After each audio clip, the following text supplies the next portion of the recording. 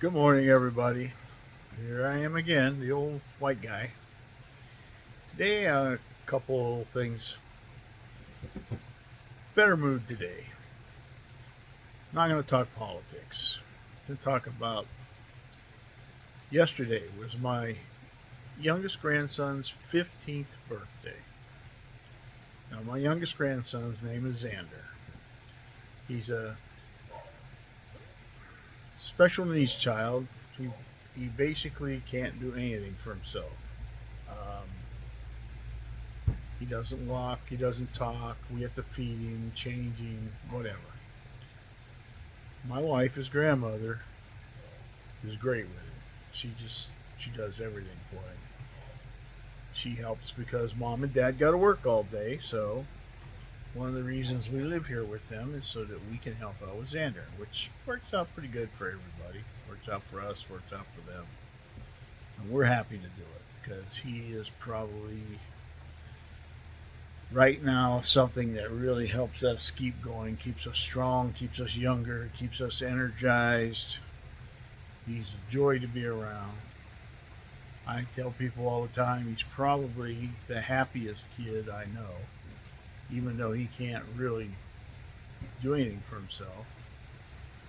He does communicate with noises and faces. He's very, very smart. You can't get anything by him. He knows what you're talking about. He laughs at things that are funny. He messes with you. Like, you try to get him to do something and won't do it. An example is we have his speech therapist, Tina, a wonderful woman.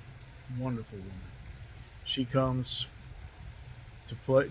She helps. She is trying to get his muscles in his face, help him chew better, and try to get him to talk a little bit. He'll say a word every once in a while, but basically, she's trying to get him to communicate through um, not sign language, but like she has these things she brings in there, little buttons that he'll push and help to communicate. He has a computer. He's got a tablet coming. It's got a computer program set up on it to help him.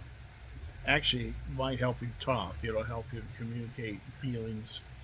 Uh, help teaching things. It's an excellent program. A man came a couple of weeks ago to demonstrate it and get Xander's um, information so that he could set it up for Xander, what he can do, what he can't do, what they want him to do. And it's an amazing tool for him to learn and to be able to start communicating better. Tima, we had a yesterday was Xander's official birthday. This past Saturday we had a party for him. Just a few people, mainly his some of his therapists. He has two physical therapists, two occupational therapists, Tima, which is his speech therapist. Um, all of them. We couldn't ask for any better people. We just couldn't. I don't know how we got so lucky to get these folks to work with Xander, but they've become part of the family. They're just amazing people. Um, but anyway, as an example how he messes with people, I'll give you Tina. He likes to mess with her the most. He will hear her voice. All he has to do is hear her voice, and all of a sudden he pretends he's asleep. He even goes to the point of pretending to snore. He will.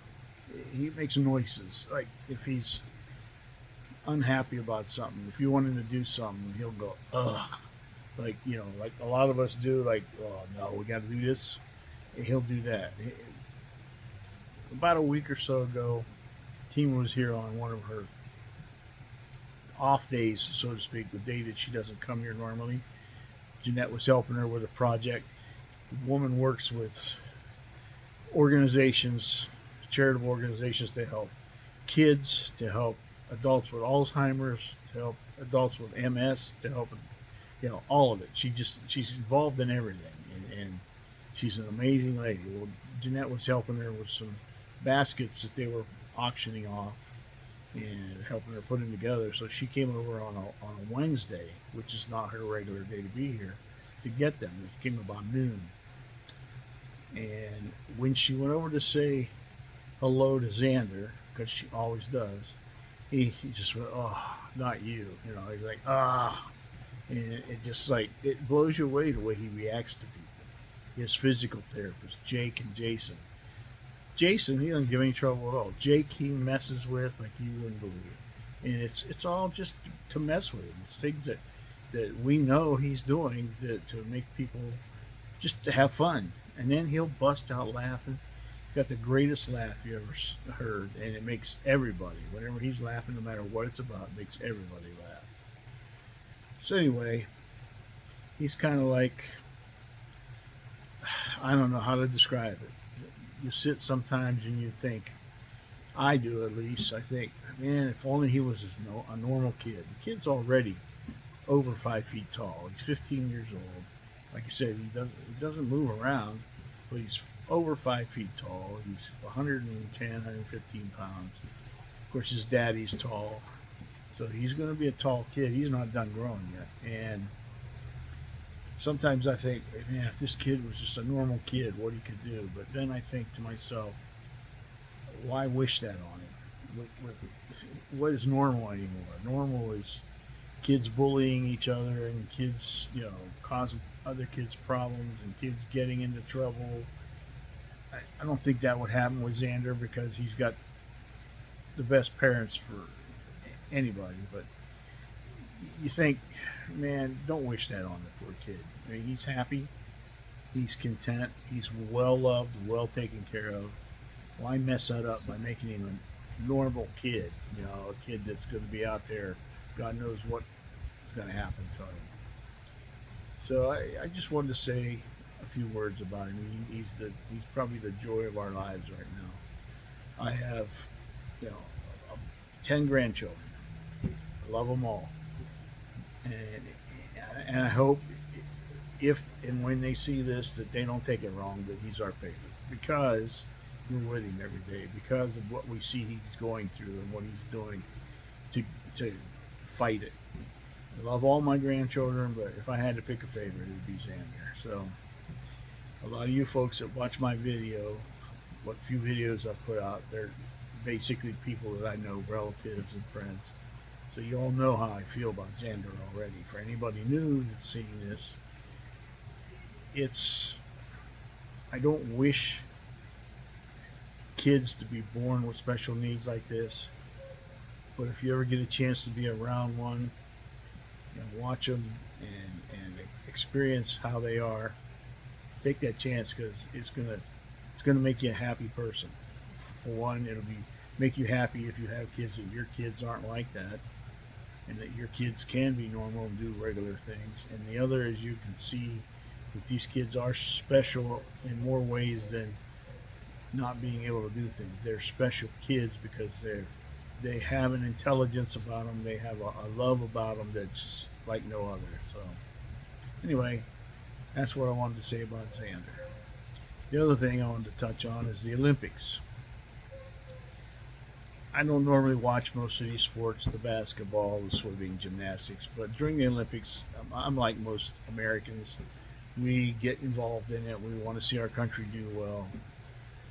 We want to see things in the world that are good rather than all this garbage that's going on around with politics and wars and people hating each other and killing each other, terrorism all over the place.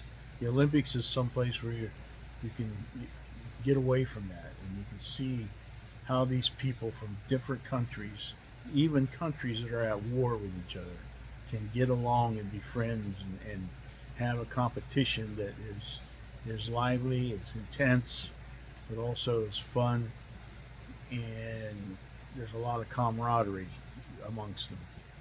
I've been watching whatever's been going on this week: the swimming, the gymnastics, the basketball, the volleyball, and it's wonderful to see people from different parts of the world getting along, competing, wanting to beat each other at their sport, but yet congratulating each other. the swimmers in the pool, the winners. The first thing that happens is the people that they beat come up and congratulate them. The volleyball players cross the courts to congratulate each other. The basketball players shake hands. The gymnasts, they have a. I was watching last night, and they have a Japanese and a Chinese. They're men. Two countries that the countries completely have complete disdain for each other. They were talking, and these two guys are best friends. They're best friends. They compete against each other, and they want to beat each other. But they, like the one, I think it was the Chinese gentleman talked about a meeting he was at recently where the Japanese guy couldn't compete because he was injured, and he said, and the Chinese guy won, and he said it was like it was great to win, but it was like it didn't mean as much because his main competitor and his best friend wasn't there to compete against him. That's what we need more of in this world. So I just wanted to say, pay attention to what's going on in the Olympics. Take a lesson from these people. I realize the Russians were excluded this year. I think that was a bad idea. I don't like what they've done, obviously. But that's the government. That's not the athletes. The Ukrainian athletes are there, and they're doing their best to bring some kind of joy to their people and to show people around the world that, we're here too. We're like everybody else. Our country's being torn apart, but we're trying to concentrate on what we're doing. So I just hope people watch, pay attention, take a lesson from it, and become more like these athletes. That's what we need to do. So that's enough. I said I wasn't going to talk politics, and I guess like that kind of is politics, but it's something that just wanted to mention. So I hope everybody has a great day. It's another warm, hot day here in southern Nevada. We're supposed to get some weather later this week that's supposed to be stormy. We hope we do because we need the rain. The only problem is it brings humidity with it, which we're not quite used to, but the way it is. So everybody have a great day. Love each other. Be kind to each other. And most importantly, the one super political thing I'll say is everybody get out there and vote. No matter how you vote, just vote. That's the only way we change things. So, on that note, I'll say goodbye and wish everybody a good day.